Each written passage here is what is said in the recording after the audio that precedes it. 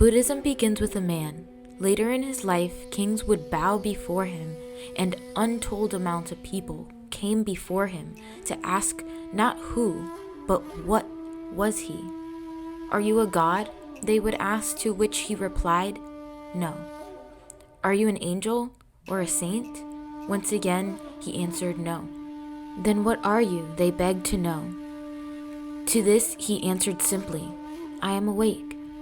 His answer became his title, for Buddha means enlightened or awakened one. His life became encased in legend. According to his historical facts, his name was Siddhartha Gautama, and he was born in 563 BC in what is now Nepal. His father was a king, and he had a luxurious upbringing. He was a man who seemed to have everything. He had an honorable family, he was handsome, he was wealthy, he had a model wife who bore him a beautiful son. And as the heir to his father's throne, he was destined for fame and power. Despite all this, he became discontent in his 20s and broke away from his worldly estate. The source of this discontentment is told in the legend of the 4 passing sights. The legend says that after Siddhartha was born, his father hired fortune tellers to find out what the future held for him. They said he was no usual child, and that if he stayed of the world, he would unite all of India and become world conqueror. However, if he withdrew from the world, he would become a world redeemer. In an attempt to steer him in the direction of worldly conquer, his father spared no expense to shower him with worldly delights and prevent him from learning of all the suffering in the world. One day, while out walking, Siddhartha came across a decrepit old man and learned of the horrors of old age. The next day, he came across a man riddled with disease. The 3rd day, he saw a corpse, and on the 4th day, he met a monk who had shaved his head and renounced the world. After learning of sickness and death, Siddhartha could no longer find joy in worldly pleasures. He decided to follow the same path as the monk he had met. He left his palace and swore off the world and went to the forest to live among nature. Over the next 6 years, he lived among the Hindus' yogis and learned all that they could teach him. Next, he joined a group that practiced severe discipline known as asceticism. In an attempt to gain mastery over his body, Siddhartha outdid them all. He fasted and lived on 6 grains of rice per day. Ultimately, he was unable to find enlightenment through asceticism. This led him to develop the principle of the middle way, to live a life somewhere in between the extreme deprivation of asceticism and the extreme indulgence he had lived in his worldly life. Eventually, he decided to use the techniques of reflection and meditative concentration that he had learned from Raja Yoga to seek enlightenment. Sensing that a breakthrough was near, Siddhartha sat down under a bo tree and vowed not to rise until he had attained enlightenment. On the first night, the evil one, realizing Siddhartha's eminent success, rushed there to try and disturb his concentration. He first attacked in the form of Kama, the god of desire, and tried to tempt him with a beautiful woman.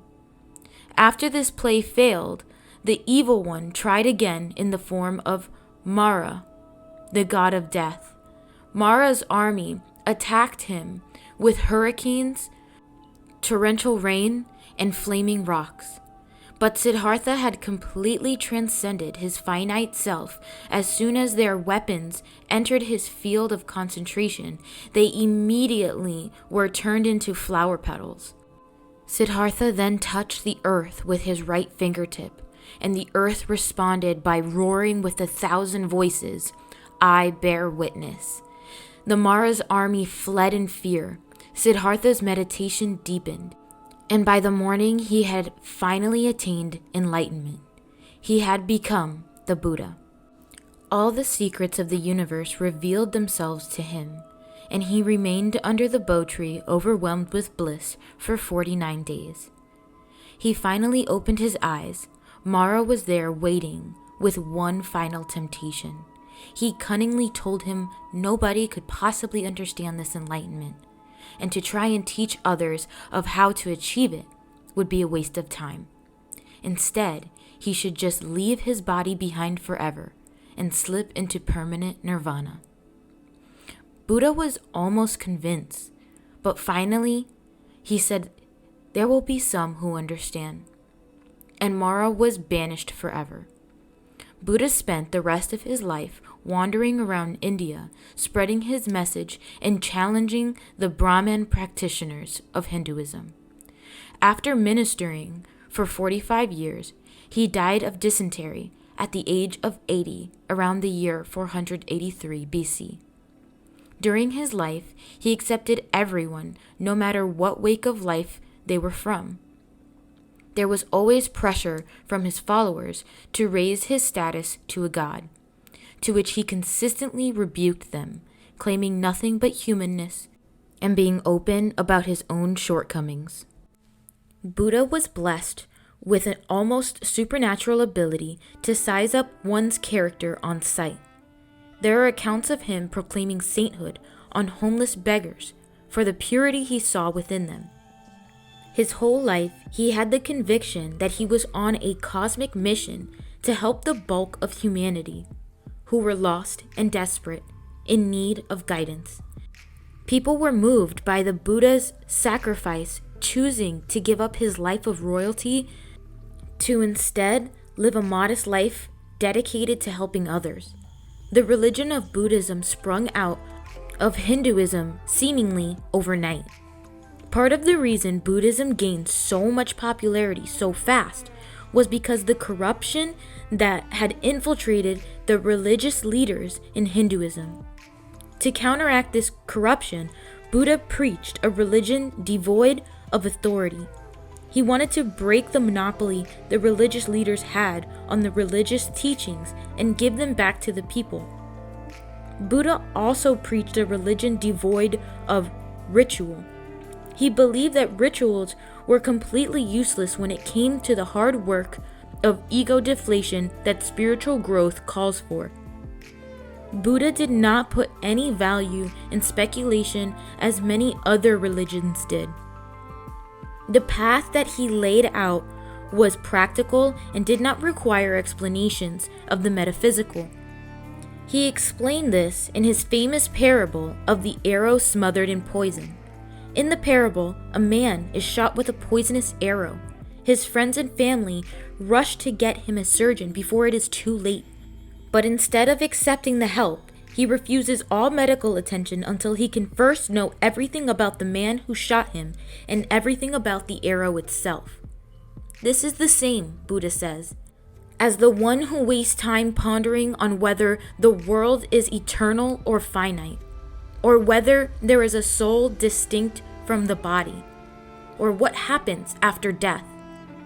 Regardless, the truth will remain the truth, whether we figure it out or not. But in the meantime, what we can be sure of is that there is suffering. Speculating on these unanswerable questions does nothing to relieve that suffering. Instead, he suggests walking the path that leads to the destruction of suffering. On top of all this, Buddha preached a religion devoid of tradition. He did not want his followers to blindly accept the beliefs handed down to them, but rather explore their own paths and let go of the outdated ones that led to suffering. Buddha's religion called for intense self-effort. He expected his followers to walk their own path towards enlightenment rather than relying on the teachings of others. Buddhism does not contain supernatural elements. Buddha commended all forms of prophecy and sorcery. Original Buddhism had the following traits. Number 1, it was evidence-based. It did not require one to accept things on faith, but rather it let them use their personal experience as evidence that their path was working. Number 2, it's scientific. Buddhism holds up very well with modern-day science, and by using the quality of their lived experience, they were able to figure out the cause and effect of what brought about the desired experience. Number 3, it's practical. No lofty arguments are necessary. Instead, it uses a practical program of action to bring out results. Number 4, it's therapeutic. Most of the Buddhist doctrine addresses the suffering adherent in life and seeks to overcome or lessen it. Number 5, it was psychological. Unlike many other religions, it did not rely on the metaphysical explanations, but rather addressed the mind and how it coped with reality. Number 6, it was egalitarian, meaning all of its followers were equal. Buddha taught that women were able of attaining enlightenment just as much as men, and your social standing held no sway. Number 7, it was directed towards individuals. Buddha understood that everyone has their own trials and tribulations they must overcome in life, and there is no such thing as a universal remedy. The first thing Buddha taught after his enlightenment are called the Four Noble Truths. The first being dukkha, which is usually translated as suffering. This may sound pessimistic, but it isn't, because Buddha believes we can overcome this suffering. However, we must acknowledge the many ways in life one can end up suffering. These major pathways to suffering are as follows. The trauma of birth, which many psychoanalysts believed was the source of all anxiety. Sickness in itself leads to suffering. The fear of losing things and of things falling apart leads to suffering, along with the fear of dying. Carl Jung reported that he found the fear of death to be the deepest terror in every patient he analyzed over the age of 40. To be stuck in a situation we dislike, or to be separated from someone or something that we love, all can lead to suffering. In order to overcome the suffering that is caused by our fears, we must first seek to understand what is causing the fear in the first place. Which brings us to our second noble truth. Tanha, which usually translate to desire. This does not mean the absence of desire, but rather the correct kind of desire. We must let go of petty selfish desires and seek to be selfless and help others. Once we have confronted the truth of suffering and the truth of what causes it, then we must confront the third noble truth, which is hopeful. By understanding the cause of our suffering, we can see that if we were to overcome our egoism, we could overcome suffering. And so, if we accept this third truth, that there is a way out of the perpetual path of suffering, then the next question becomes, how do we overcome our own ego? The fourth noble truth is the Eightfold Path that one must take if they are to overcome their ego and their suffering.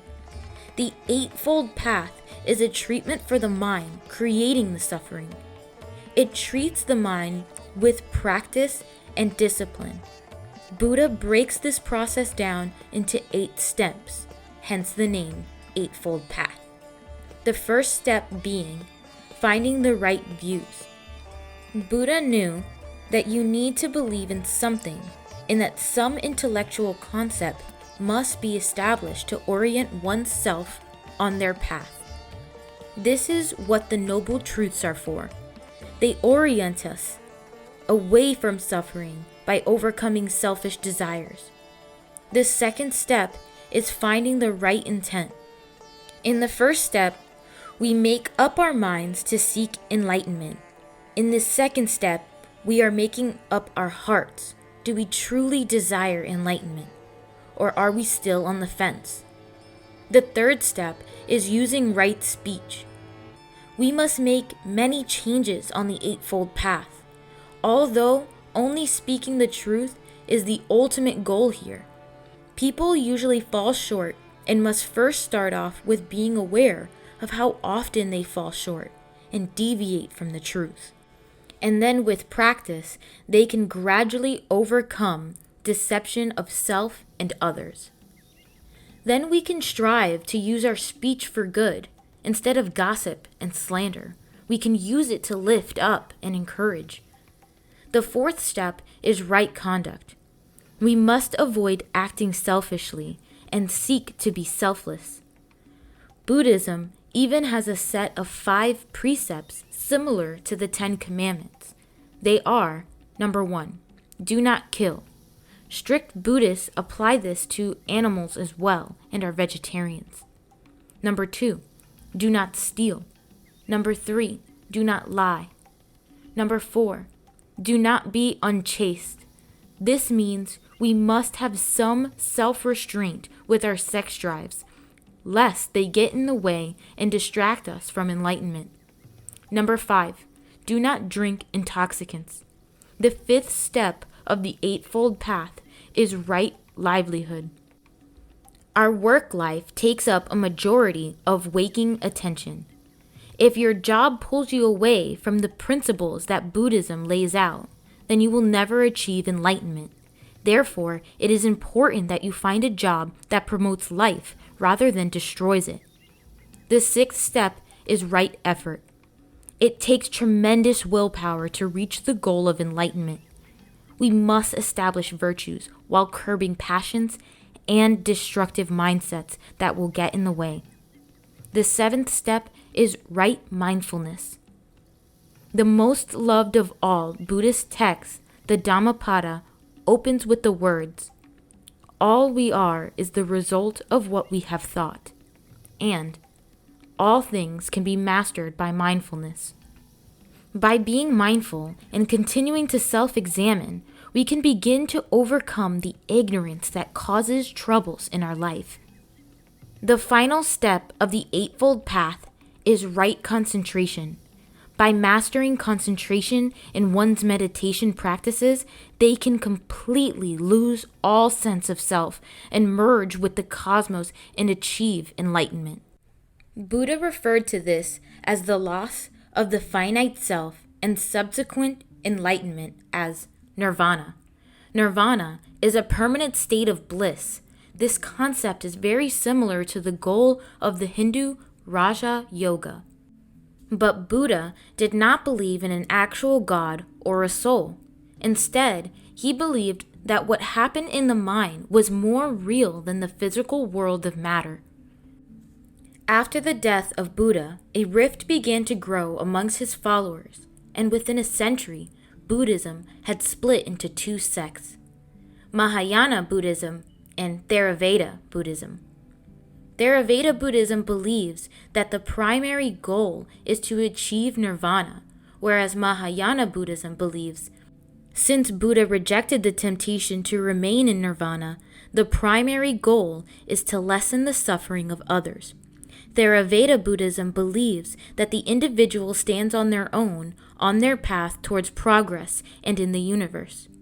Mahayana Buddhism believes all people are connected and there is a universal power that guides us. The path of Theravada Buddhism requires one to become a monk and live in a monastery, whereas Mahayana Buddhism is geared towards regular people. Theravada looks at Buddha as a supreme man, but a human nonetheless, and is popular in the South Asian countries such as Sri Lanka, Burma, Thailand, and Cambodia. Mahayana, which is the bigger of the 2 sects, consider Buddha divine and is popular in China, Korea, Japan, and Tibet. After the split between Theravada and Mahayana Buddhism, Theravada continued as a fairly unified tradition, whereas Mahayana went on to be divided into a number of denominations. The most popular of these is called the Pure Land sect and resembles Christianity in many ways. It relies on faith in the unworldly power of Buddha to achieve the pure kand of paradise, which is described in similar terms as the Christian heaven. There are many similar sects, but perhaps one of the most famous is Zen Buddhism. The Zen domination is popular in Japan.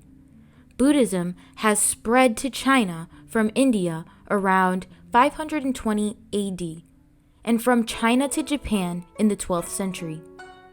At the root of Zen philosophy is Buddha's flower sermon, where in an attempt to teach his followers, he spoke no words and simply held up a golden lotus flower. The secret to understanding this lesson, they believe, is that one can never understand enlightenment with words. Words fail in most instances to capture the true essence of reality. And for something as complex as enlightenment, they stand no chance. This is why, when a follower asked for an explanation of what Zen is, the monks laugh or chastise the questioner. Not out of cruelty, but in an attempt to break their habit of relying on words. The practitioners of Zen Buddhism do not seek to understand or explain enlightenment, but rather they seek enlightenment itself. They approach enlightenment in 3 ways. The first is Zazen, which literally translates to seated meditation. This meditation makes up the bulk of their training, and they spend countless hours seated in the lotus position meditating. This next approach stems from their meditation practice and is called koan, which basically is a problem or a riddle that they meditate on and attempt to come up with a solution. Some examples of koans are: a cow passes by a window. Its head, horns, and the 4 legs all pass by. Why did the tail not pass by? Or, what was the appearance of your face before your ancestors were born? And, we are all familiar with the sound of 2 hands clapping. What is the sound of 1 hand clapping? The third approach is called Sanzen, and it is the process of telling Buddhist master the answers they have come up with for their koans. The master lets them know if they have successfully solved the riddle. Throughout the entire process, they are training their minds to abandon conventional reasoning and develop their intuition. Eventually, the hope is that they can overcome all inner conflict and live in harmony with their daily surrounding and tasks.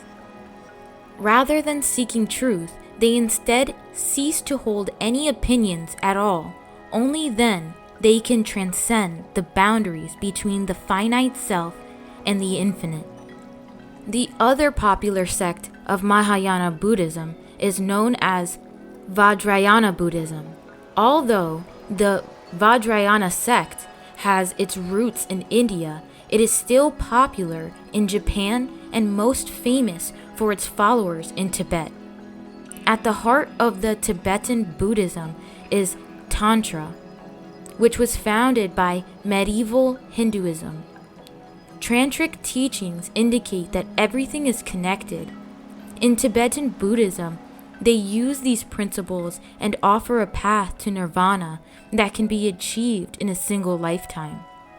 They are able to achieve this by directing all of the body's latent forms of energy towards their spiritual goal.